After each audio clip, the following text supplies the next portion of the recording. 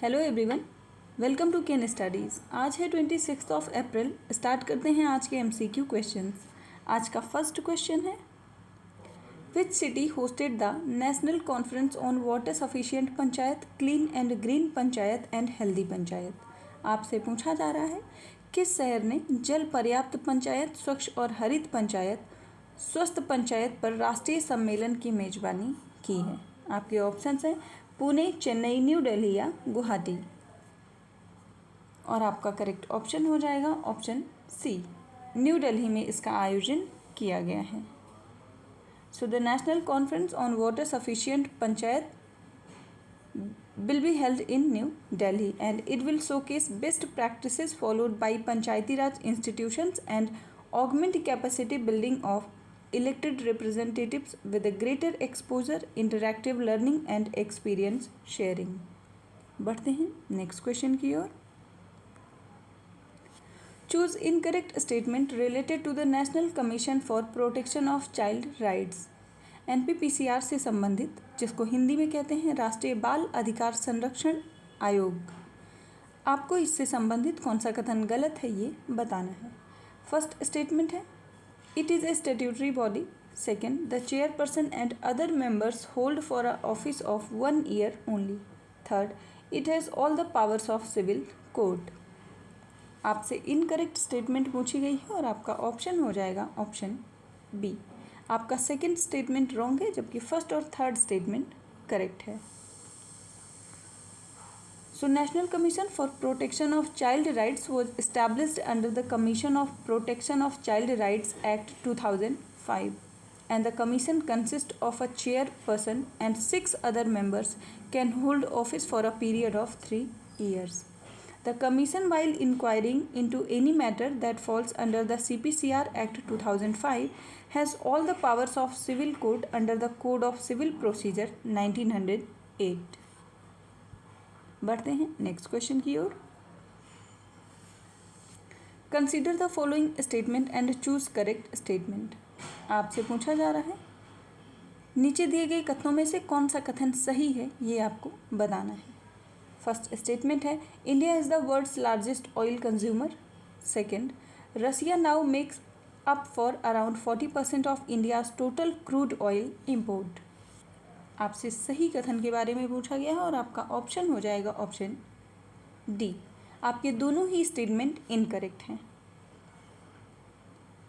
So India is the world's third largest oil consumer at around 5 million barrels a day behind the US and China, and the oil demand is growing at 3 to 4% a year in the country. By this estimate, in a decade, India could be consuming about 7 million barrels a day. Russia now makes up for 22% of India's total crude oil imports, ahead of Iraq 20.5% and Saudi Arab 16%। बढ़ते हैं next question की ओर। Global financial stability report is published by. आपसे पूछा जा रहा है, वैश्विक वित्तीय स्थिरता रिपोर्ट किसके द्वारा प्रकाशित की जाती है। आपके ऑप्शंस हैं international monetary fund, world bank, world economic forum या इंटरनेशनल एनर्जी एजेंसी। और आपका करेक्ट ऑप्शन हो जाएगा option A. Global financial stability report जारी किया जाता है इंटरनेशनल मॉनिटरी फंड के द्वारा। So it is being published by international monetary fund and the global financial stability report provides an assessment of global financial system and markets and addresses emerging market financing in the global context, and it also focuses on current market conditions, highlighting systematic issues that could pose a risk to financial stability and sustained market access by emerging market borrowers.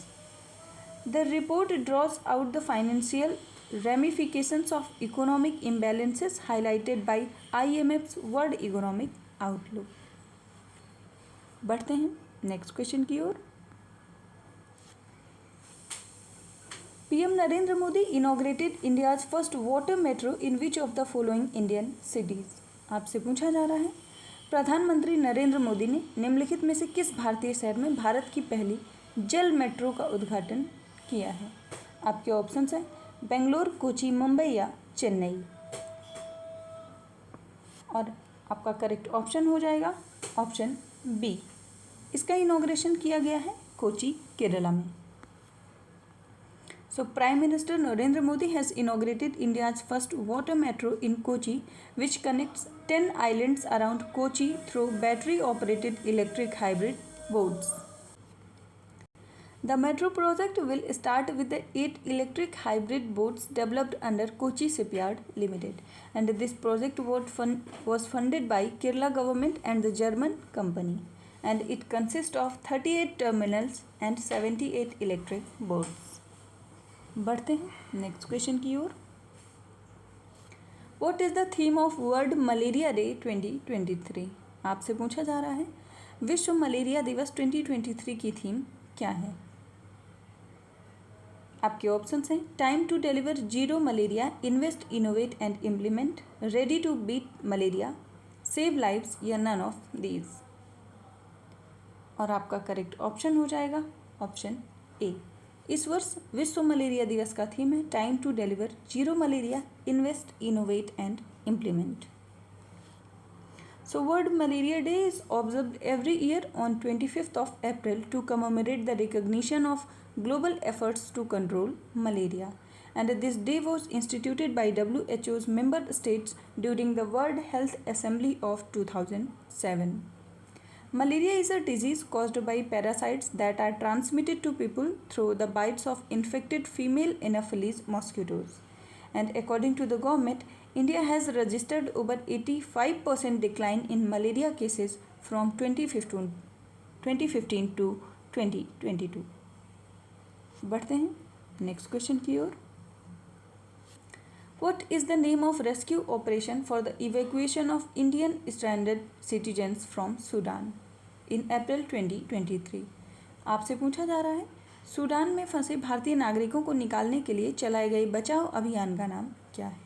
आपके options हैं operation Ganga, operation Yamuna, operation Godavari या operation Kaveri. और आपका correct option हो जाएगा option D. इस operation का नाम है operation Kaveri. So India has launched a rescue operation named Operation Kaveri to evacuate the citizens from Sudan. And two C-130S aircraft and the Navy ships INS Sumedha is on standby to evacuate Indians. The name for rescue operation in Sudan has been kept Operation Kaveri for the same purpose that Prime Minister Modi chose to name rescue operation in Ukraine's Operation Ganga. And Kaveri is one of the major Indian rivers flowing through Karnataka and Tamil Nadu. बढ़ते हैं next question की ओर। According to the CIPRI's Trends in World's Military Expenditure 2022 report, what is the rank of India? आपसे पूछा जा रहा है SIPRI के trends in world military expenditure 2022 report के अनुसार भारत की रैंक क्या है? आपके ऑप्शंस हैं फर्स्ट, सेकंड, थर्ड या फोर्थ। और आपका करेक्ट ऑप्शन हो जाएगा ऑप्शन डी। इस रिपोर्ट के अनुसार भारत की रैंक फोर्थ है। So a report on trends in world military expenditure 2022 published by Stockholm International Peace Research Institute stated that total global military expenditure increased by 3.7% in real terms in 2022 to reach a new high of 2,240 billion. The three largest spenders in 2022 are United States, China, Russia have accounted for 56% of the total world. The United States remains by far the world's biggest military spender, and India's military spending of 81.4 billion was the fourth highest in the world. आज के current affair session में इतना ही। धन्यवाद।